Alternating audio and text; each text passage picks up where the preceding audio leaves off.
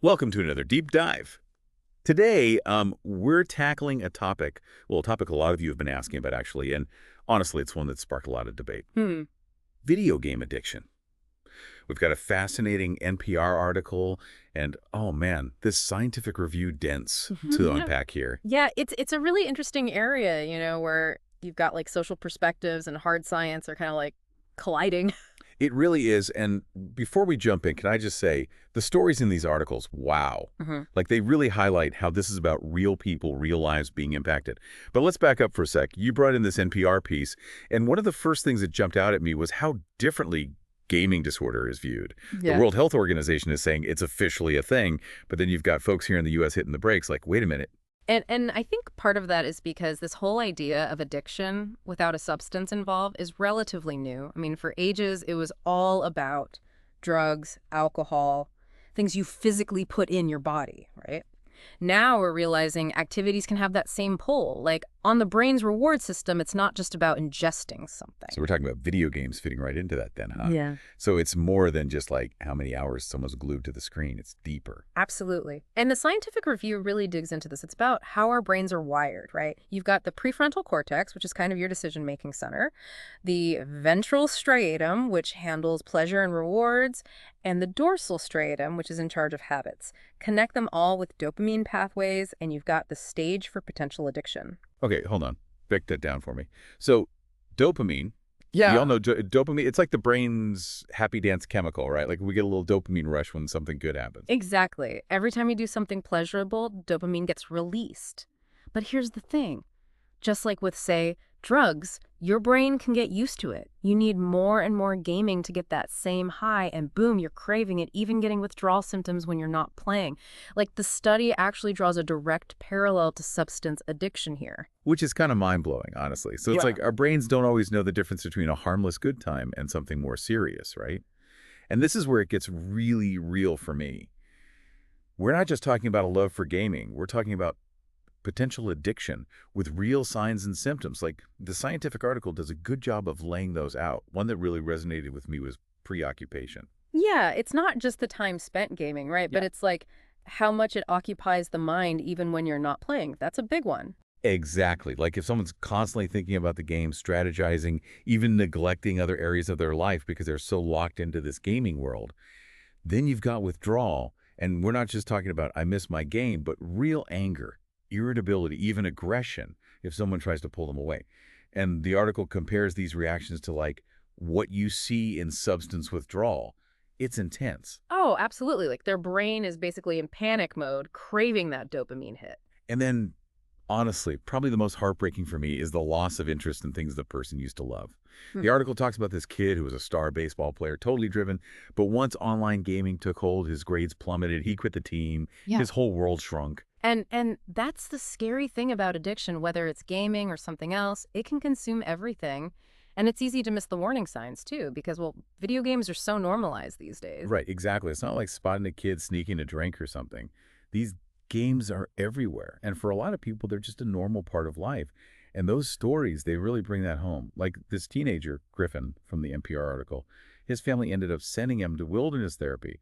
We're talking weeks of hiking and disconnecting to combat his gaming addiction. It really speaks to how this issue can require interventions that go way beyond traditional therapy, you know? Like this isn't just a matter of talking things out, it's a whole different level. Right. And sadly, both sources mention even more extreme cases like parents so engrossed in gaming that they neglect their kids, leading to, I mean, really heartbreaking consequences. Heavy stuff.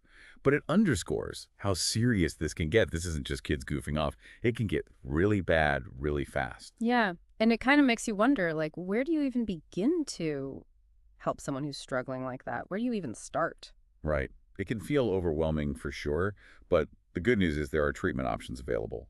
And it's a field that's constantly evolving, so it's not like we're stuck with just one approach. Absolutely. And it's interesting, right? Because a lot of the approaches being used for video game addiction are actually drawing inspiration from what we've learned about treating substance abuse, which makes sense when you think about it. Which makes total sense given those parallels we were talking about earlier with how the brain responds, like those dopamine pathways. It's all connected. Exactly. So, this scientific review we have here highlights cognitive behavioral therapy, CBT, as a particularly promising avenue for treating this carrot. Okay, CDT. That's the big one for a lot of mental health challenges, Mhm. but how does it actually work when we're talking about gaming addiction? So, the core idea behind CBT is to really help individuals identify and change those negative thought patterns and behaviors that are fueling the addiction.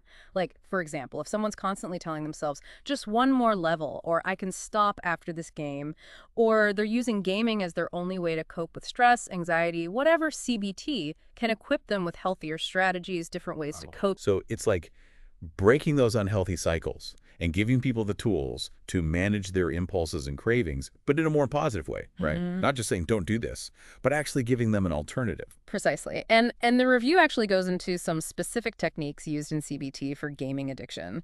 Things like stimulus control, which might involve minimizing triggers by limiting access to games or certain online environments, making it harder to slip up. Oh, so like literally restructuring their environment a bit to make it harder to give in to those urges. Yeah. Kind of like if you're trying to eat healthier, you take the junk food out of the house. Exactly. And then there's a big emphasis on developing self-monitoring skills, Right. which is huge because it's about helping individuals become more aware of their own patterns and triggers, like when am I most likely to reach for that game? What am I feeling or thinking right before I do? Being really honest with yourself. It's like becoming a detective in your own life. But instead of solving crimes, you're solving the mystery of your own addictive behaviors, figuring out what makes you tick. That's a great way to put it. And what's really interesting is that CBT for video game addiction often incorporates strategies that have been successful in treating substance abuse, which again speaks to those underlying similarities we've been talking about. It's not as different as you might think. So in a way, even though we're dealing with a relatively new form of addiction, like this whole behavioral addiction thing, we're not starting from scratch, which is really good news. There are already proven methods that can be adapted and applied. Exactly. We're not totally in the dark here.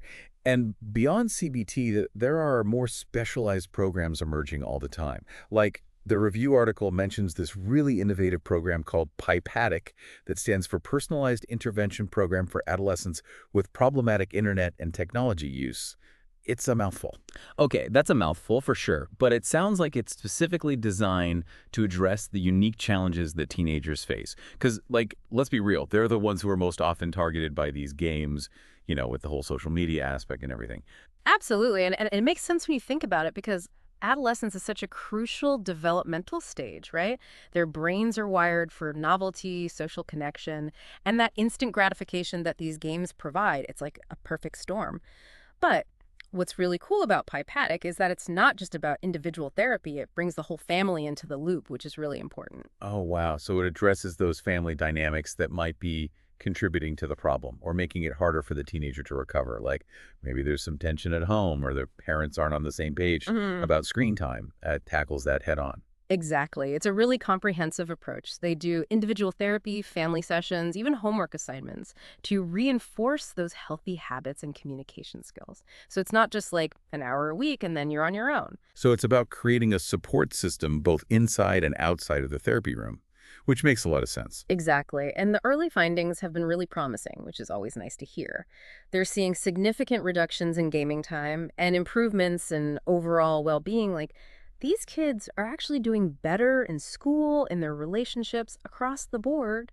That's incredible. It's so encouraging to hear that there are programs out there specifically designed for young people who are struggling.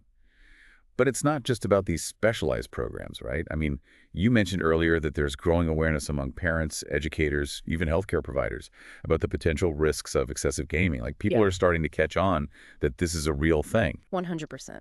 Early intervention is absolutely crucial, and it often starts with just having open and honest conversations.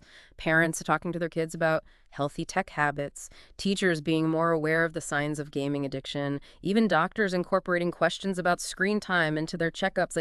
It's becoming part of the conversation, which is a huge step. It sounds like we're making progress on the awareness front, but I'm curious, what about medication? I know with substance abuse, there are medications that can help manage cravings and withdrawal symptoms. Is there anything like that for video game addiction? Because I know the review did mention some research into this, so it's not like it's totally off the table. You're right, it did. There have been some studies looking into medications typically used for depression or ADHD, like bupropion, to see if they might be helpful in treating gaming addiction. And the early results showed some potential, at least in the short term, but more research is definitely needed. So there might be a place for medication, especially when we're talking about addiction often occurring with other mental health conditions, like maybe someone's gaming to self-medicate for underlying depression or anxiety. It's all connected. Potentially, but it's important to remember that medication is rarely a quick fix. More research is needed to fully understand its role in treating video game addiction, and even then, it would likely be most effective as part of a broader treatment plan that includes therapy and lifestyle changes. But you've hit on something really important here, this idea of video games being intentionally designed to be addictive. Like, is that even fair to say? It's like we know video games are fun, right? But how much of it is us choosing to play? And how much is like tapping into something almost primal in our brains, that need for reward and stimulation, but it's being hijacked a little bit. Yeah.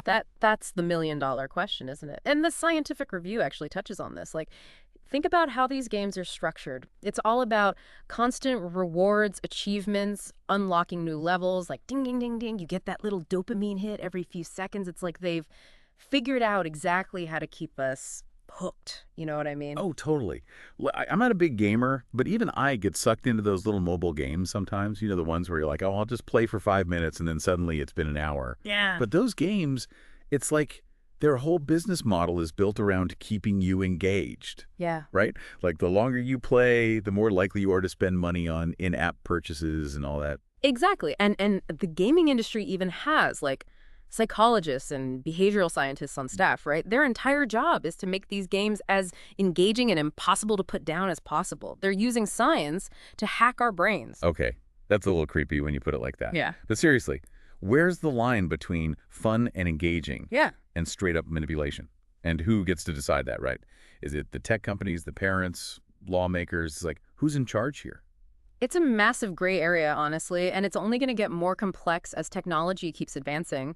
Think about virtual reality, augmented reality. It's like these immersive technologies are blurring the line between the digital world and real life even further. We're only just scratching the surface of understanding how this impacts our brains, especially, like you said, young, developing minds. They're particularly vulnerable. It's true. Kids' brains are still forming, so who knows what this level of tech immersion is doing to them long term. Like, it's kind of like the Wild West out here, right? We're all just figuring it out as we go.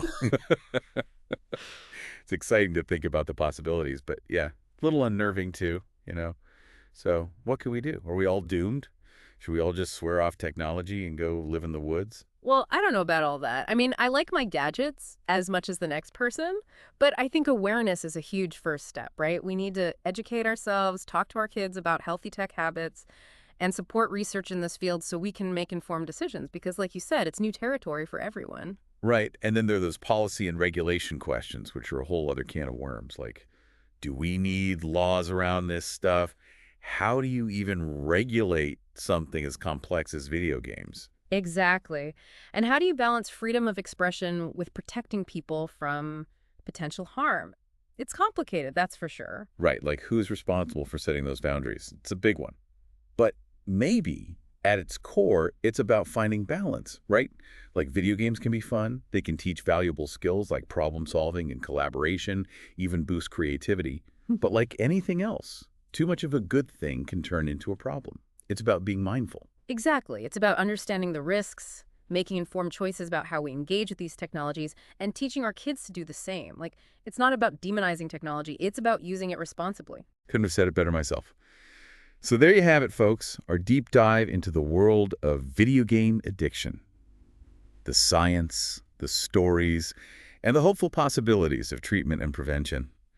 It's a conversation that's far from over, but hopefully this has given you some food for thought. Absolutely. It's something to keep an eye on, that's for sure. And hey, maybe by the time we revisit this topic, we'll have even more answers. Fingers crossed. Until then, be well, stay curious, and we'll catch you next time.